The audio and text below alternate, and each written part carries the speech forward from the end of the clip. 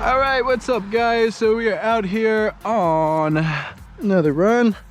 Just lowering the music real quick as we will start talking about what we want to talk about today, and that is the fitness journey.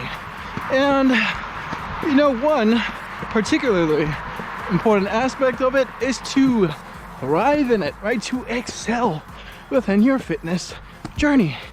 And you know, while that can vary quite greatly from person to person, because we all have different goals, right? Some of us want to be as athletically toned as possible, while others want to be the hugest, you know, big block of muscle that they can be, right? And be an absolute tank.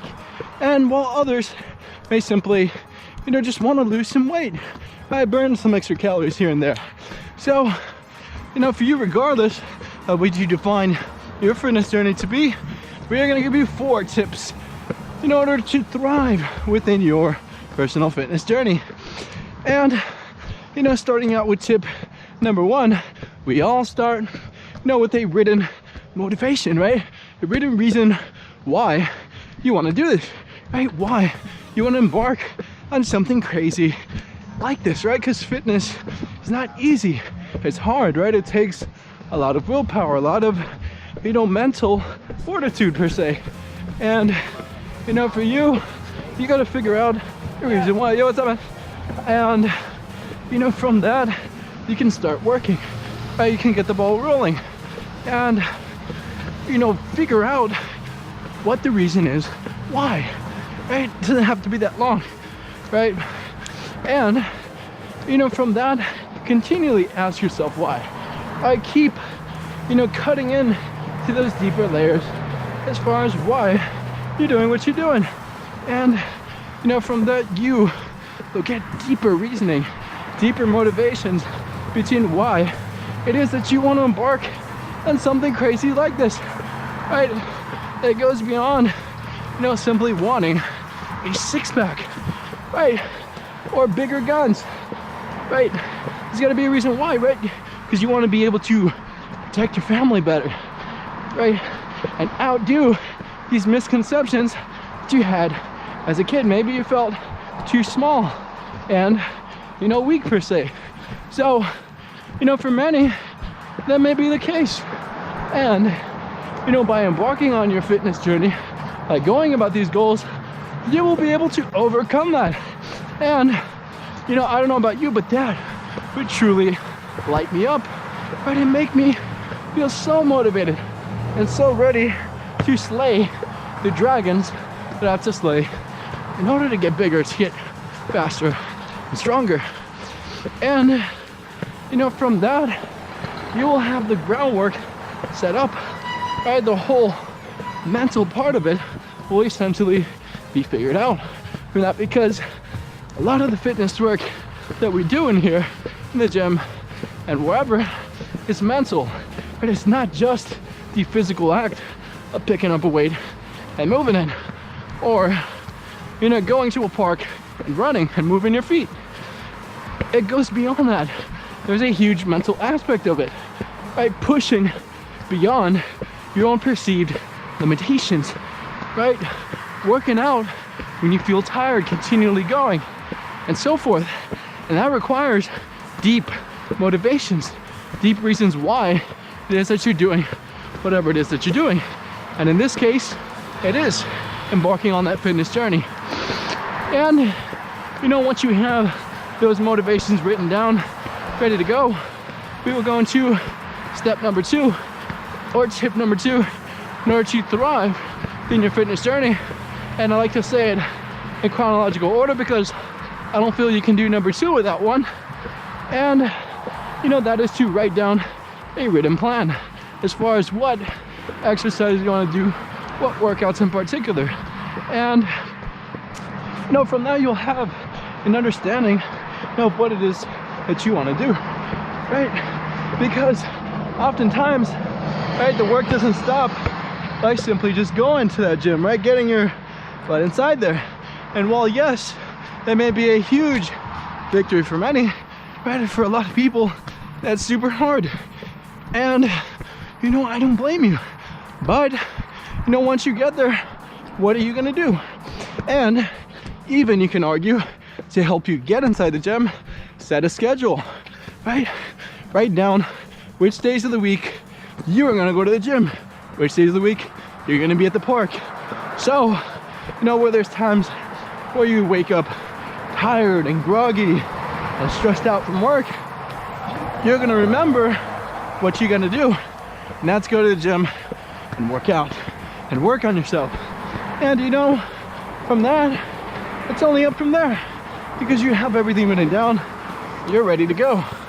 And from that, you will start to see some progress.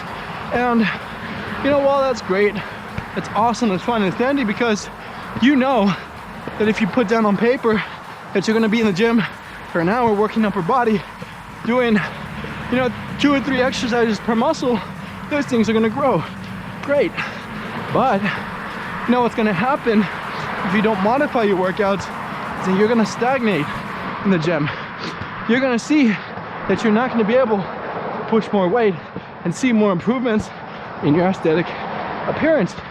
Because while, you know, getting into the gym may be great, it's awesome, you're gonna see, you know, a lot of easy progress, I like to call it, when you first start out. Because, you know, the difference between you not working out at all and you working out is quite significant. But once you start working out, whoo, and my voice cracked. What you're gonna see is when you start working out, that it's gonna get harder and harder to see improvements. And that's fine. That just means that you gotta tweak things a little bit. And you know, from that we will go into tip number 3. And that is to constantly be learning new techniques, new ways to work out. Hey, don't be stubborn. I know I was. I had, you know, what I thought was a perfect workout laid out for me. And, you know, I did it every day for a year. But, you know, after about a month, 2 months, I didn't really see much progress. I saw the same thing over and over again. But since I was so used to doing that workout, I just kept doing it over and over again. And you know, from that, all it felt comfortable, all it felt great. You didn't see no progress, right? There was no significant changes. I wasn't getting sore anymore. I wasn't seeing, you know, new gains when I looked in the mirror at the end of the day. And, you know, from that, I got discouraged, right? I didn't want to go to the gym altogether, because I thought, what was the point of this? Why should I keep doing this if, you know, it's not resulting in any more improvement? And, you know, very bad stuff. Don't think like that. All you gotta do is switch up your workout, change it. And, you know, from that, you're gonna see further improvement, because, you know, by simply doing these new activities, you're surprising your body. But your body was used to the workout that you were doing before. And now that you're doing this one, it has to get ready for that one as well. So, you know, for that, take that into account, right? Be constantly learning and switching up your approach. And, you know, from that, you are gonna thrive in your fitness goals. And, you know, you might be able to teach a couple people your tips and tricks that you've learned along the way. And that leads into tip numero 4, and that is to track your progress, right? Always look back and see what you've done, because oftentimes you can get into the same more and old routines, right, of you working out and doing, you know, pretty much the same workouts, but, you know, you have no idea, you know, whether or not you're actually improving. I know I fell in that job, right? I would just work out to work out, but I had to figure out someone was going. I had to figure out what exactly, you know, I needed to improve on, right? How much weight was I losing? How much body fat was I carrying from month to month? And by simply not doing that, by simply just, you know, going through the motions of going to the gym and not really thinking about the progress, I would stagnate. It'd be harder for me to make these little adjustments. that I needed, to get better. And yes, while you should not obsess over the end result, right? You shouldn't be so worried, about whether or not you're getting these improvements. You should give a little bit of thought to them, because, oftentimes you're gonna have to think about it. You're gonna have to consider your weak points, but don't obsess over them, right? Just take them into consideration and get better. So, for you, we hope that you enjoyed these 4 tips to thrive in your fitness journey, and hopefully be able to make some impressive gains along the way. So for you, we say thank you and goodbye.